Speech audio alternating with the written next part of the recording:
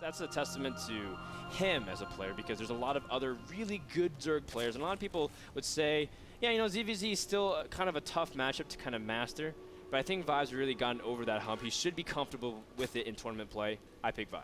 Yeah, I did as well.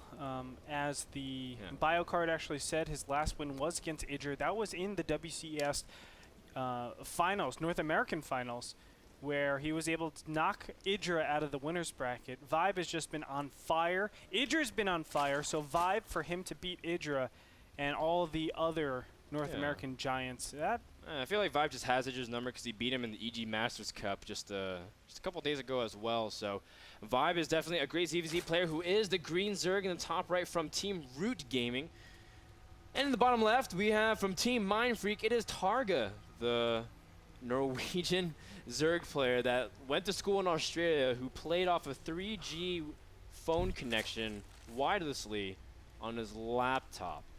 And I know that sounds like a mouthful, but Targa basically played with like the worst conditions possible. You thought Stefano had it bad.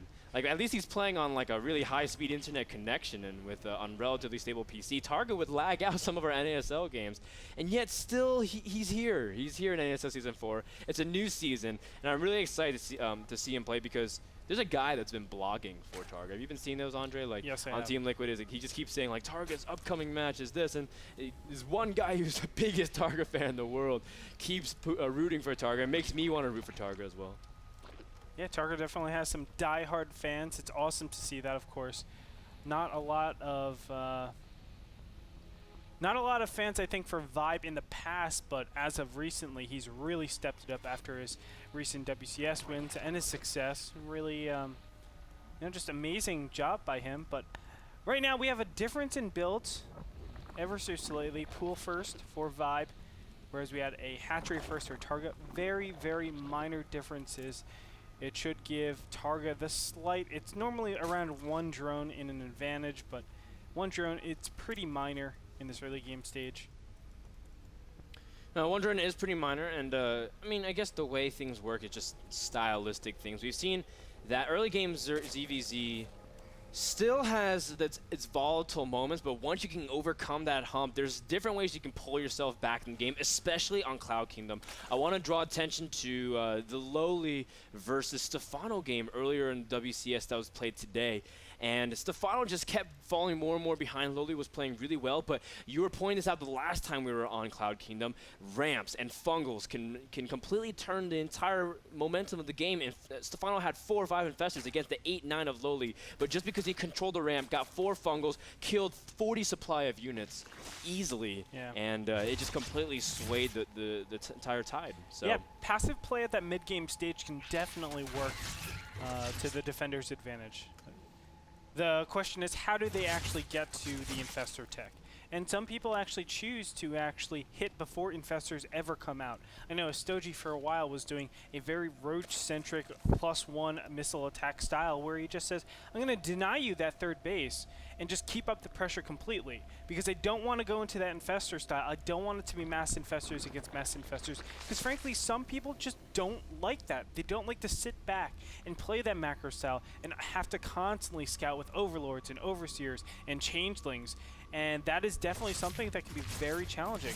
So we'll see where these two players actually stylistically want to go with this game. For now, they're just trading blows back and forth, but both of them just playing defensive with Banelings and getting their queens associated with their hatcheries. Yeah, just sending 2 Zerglings apiece, just a sacrificial lamb to be able to see what their opponents are doing, you know, their drone saturation, if they're playing super greedy, super aggressive.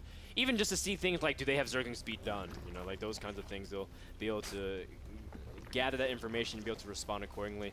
Now, Vibe is pushing 2 Banelings, but he's doing it in the plain sight of the Watchtower range, even though he doesn't necessarily control it. And I guess at this point, he's just going to put on very light pressure. I don't expect him to really be committing too much to this. It's just, again, to feign aggression, which is what we've been seeing a lot out of people. I like this, just trading out potential 2 Banelings for 2 Banelings. What you're basically doing is eliminating more units on the field. And by doing that, you actually make yourself a little bit safer, because think, if you just trade out units, just complete trade, it just, you're, what, 1-2 minutes in, but it's a little bit more manageable if there's some sort of all-in. I mean, it's very, very minor. But I do want to mention very quickly that Vibe went a 1 gas lair into 4 gases. He got his metabolic boost, then the next 100 gas went directly to that lair. Very interesting choice, whereas his opponent still has not gone to lair tech. As you can see, Zergling Baneling is incoming. Yeah, he went for a massive Zerglings, and this is all under the overload of Vibe, so Vibe should know this is coming. Targa trying to make big plays early on. Nice trade thus far, trading 1 Zergling for a Baneling, but he is making 13 Banelings. Oh my goodness, this is reminiscent of like a Spanishiwa type attack where he just loves completely crushing a Zerg opponent before any tech can come out. 4 Roaches are on the way. We'll be able to get there in time. The Banelings already arriving to the scene. The Queens are blocking the ramp. Good SimCity thus far from Vibe, but can he crash the gate here? And yes, he will. He'll get into the main, and there are no roaches coming out from that 1 lair. The drones are trying to scramble, but this is too much damage, Frodan. This is most certainly going to be GG soon. Ooh, hitting on the massive drones there, and Vibe took heavy losses. And I mean, his supply is dropping, but most of his supply is already just going to drop. I mean, the roaches that pop won't be able to do too well against a mass of speedlings. Even the Queen going to get surrounded once again. The remainder of the drones are getting targeted down, and Targa is taking a crazy large lead. Not just because of the workers, but because he also has a good reservoir of gas as well. So Targa has a nice ability to transition. Let's go ahead and look at what's happened. 7 to 35, a 5 multiplier advantage on your opponent in income, or at least in drones. And you can see 37 workers killed in total. Just a staggering amount, just 10 minutes into the game.